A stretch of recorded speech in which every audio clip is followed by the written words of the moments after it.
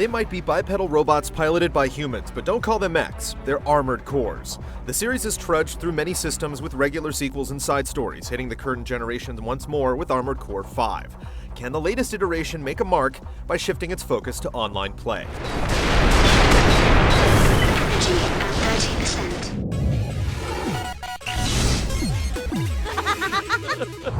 War springs eternal. Various factions are doing what they do best, blasting each other to Kingdom Come. Most missions offer limited context to the current sortie by identifying enemies and objectives, while the key conquests feature frontline voices prattling through voice comms, but the overall output is both melodramatic and inane. Better take off the kitty gloves if you want to engage them. These guys are bad news. There's no sense of your pilot's identity or of those faceless voices reading the wooden script. Ongoing rebellions, commanders with names like Father, and large chunks of anecdotal drivel provide low-grade fuel for an ineffectual propaganda machine, providing a clumsy and tedious backdrop for futuristic battles. Energy at peak severely damaged. Take evasive action.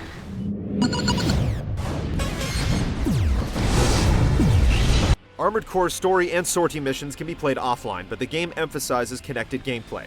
A human teammate can accompany you on any mission, making the challenging multi-part operations you'll sometimes encounter much more survivable. In order to secure help, you must form or join a team, which opens up the door to competitive play, persistent territory scuffles against other teams, mock battles, and more, shaping this experience into something resembling an MMO with a number of complexities. Armored Core 5 is not a friendly game. The manual is thin and in-game documentation is terse, leaving the brunt of comprehension on the community's shoulders. Joining a team online opens up more options as well as automatic updates from your teammates as they go about their business, and also throws everyone into a party chat channel. With teams supporting many members, clutter can make it a challenge to find the information you actually want. Oh, okay, no, I live on the East Coast, so I have to go check my email. Regardless if you play solo or in a team, expect to replay missions to earn cash or complete sub-objectives, which can net even more money, team points, and even unlockable weapons and parts. Customizing your Armored Core or AC runs the full gamut, from picking out exacting details on what sorts of guns or legs to use, agonizing over stats all the while, to painting your AC and dropping a tramp stamp on the chassis. Again, documentation is poor, and it can take a while to figure out what should be simple concepts like weight load and the rock-paper-scissors balance of the weapon and armor system.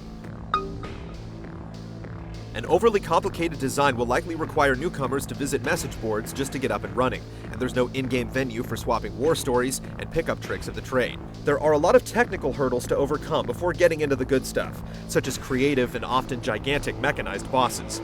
It's rough going to start, but those willing to brave the expanse will find a gripping, if convoluted, simulation-style experience not often found on consoles.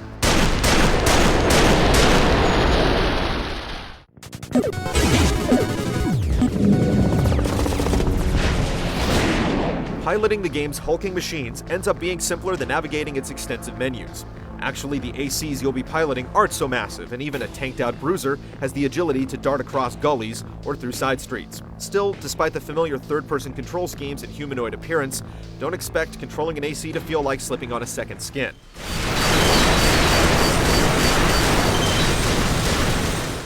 The ACs are powerful machines capable of gliding through debris-riddled streets, shifting to scan mode to recover spent energy while scoping out the opposition by jettisoning a recon droid.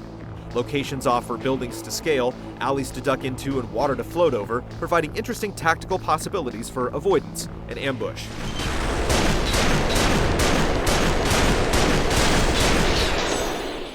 Your combat efficiency depends on your setup. Your stats govern turning speed, boosting ability, battery recharge time, and so forth.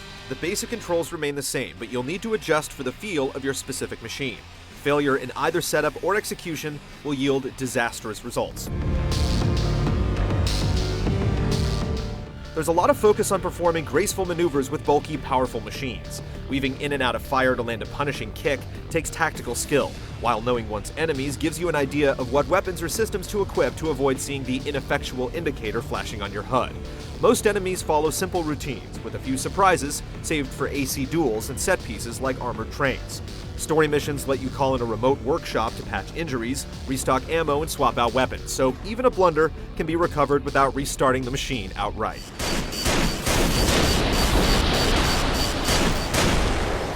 Team play raises the strategic stakes, with 5-on-5 fights allowing one member to play as the operator, a non-combative eye in the sky that can mark targets and offer advice. Even without an operator, pre-planning is encouraged since you're able to set waypoints and positioning before the battle begins. The learning curve is brutal, and with the controls often feeling at odds with the subtle math powering them. Improving your skills lets you earn money to access kitted out cores, which then allow you to hit enemies that much harder. Until you get the hang of things, you can expect to spend some time in a hoversuit, offering some reconnaissance assistance to more competent mechanized team members.